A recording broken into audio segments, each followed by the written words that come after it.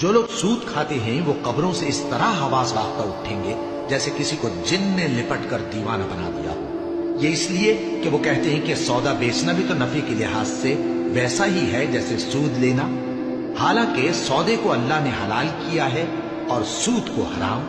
تو جس شخص کے پاس اللہ کی نصیحت پہنچی اور وہ سود لینے سے باز آ گیا تو جو پہلے ہو چکا وہ اس کا، اور قیامت میں اس کا معاملہ اللہ کے سپرد۔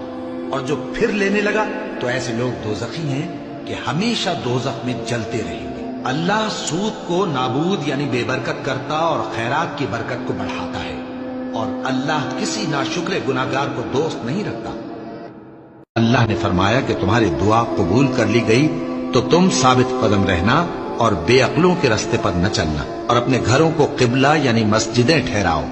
اور مومنو، میں تم کو ایسی تجارت بتاؤں جو تمہیں عذاب علیم سے نجات دے، وہ یہ کہ اللہ پر اور اس کے رسول صلی اللہ علیہ وآلہ وسلم پر ایمان لاؤ اور اللہ کی راہ میں اپنے مال اور جان سے جہاد کرو۔ اگر سمجھو تو یہ تمہارے حق میں بہتر ہے۔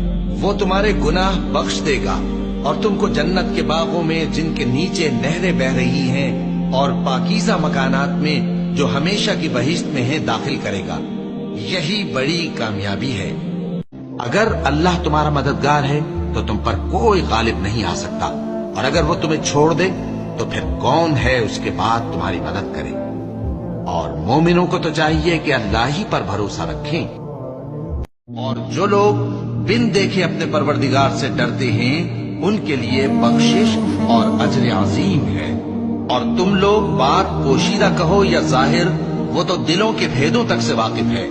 جان رکھو کہ دنیا کی زندگی محض کھیل اور تماشا اور زینت و آرائش اور تمہارے آپس میں فخر و ستائش اور مال و اولاد کی ایک دوسرے سے زیادہ طلب و خواہش ہے، اور دنیا کی زندگی تو دھوکے کا سامان ہے۔ بندو، اپنے پروردگار کی بخشش کی طرف اور جنت کی طرف لپکو جس کا عرض آسمان اور زمین کے عرض کا سا ہے، اور وہ ان لوگوں کے لیے تیار کی گئی ہے جو اللہ پر اور اس کے پیغمبروں پر ایمان لائے ہیں۔ یہ اللہ کا فضل ہے، جسے چاہے عطا فرمائے، اور اللہ بڑے فضل کا مالک ہے۔ اللہ انہی لوگوں کی توبہ قبول فرماتا ہے جو نادانی سے بری حرکت کر بیٹھتے ہیں پھر جلد توبہ کر لیتی ہیں۔ بس ایسے لوگوں پر اللہ توجہ کرتا ہے، اور وہ سب کچھ جاننے والا ہے، حکمت والا ہے۔ اور ایسے لوگوں کی توبہ قبول نہیں ہوتی جو ساری عمر برے کام کرتے رہیں، یہاں تک کہ جب ان میں سے کسی کی موت آ موجود ہو تو اس وقت کہنے لگے کہ اب میں توبہ کرتا ہوں، اور نہ ان کی توبہ قبول ہوتی ہے